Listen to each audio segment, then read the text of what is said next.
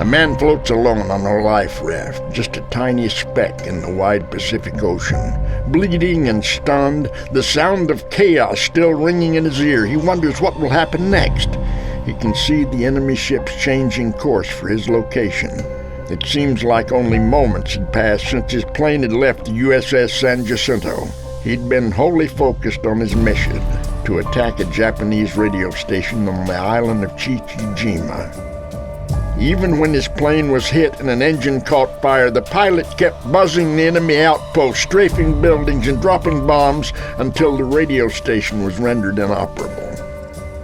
Only after the mission was complete, the pilot turned his plane to the sea. With flames streaking along the side of the aircraft, he knew he couldn't keep aloft much longer. He and his two crewmen prepared to evacuate. They jumped as the plane flew out of control.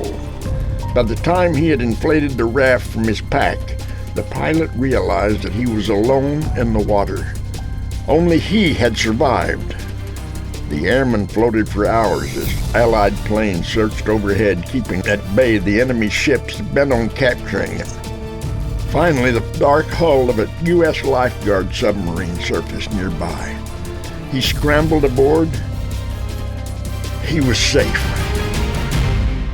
Not only would this pilot go on to an illustrious World War II naval career, but he would eventually become the 41st President of the United States. But it was one single event that launched him into a lifetime career of service, the bombing of Pearl Harbor in December 1941. When he heard the devastating news, Bush decided to enlist on his 18th birthday and became the youngest pilot serving in the U.S. Navy.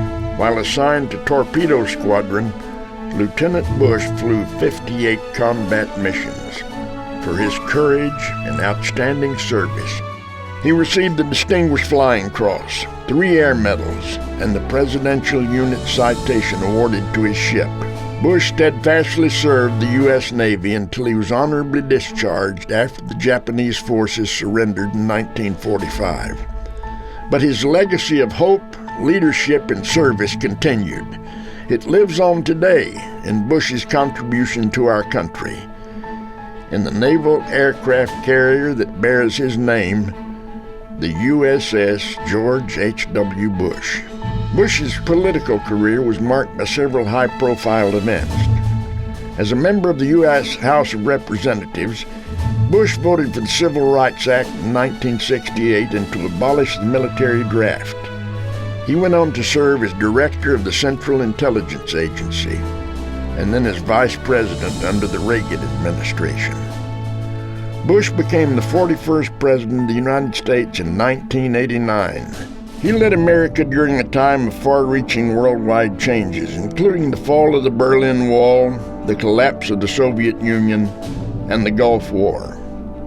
The hallmark of Bush's presidential career was an overarching vision to make our country and world a better place for the ordinary citizen.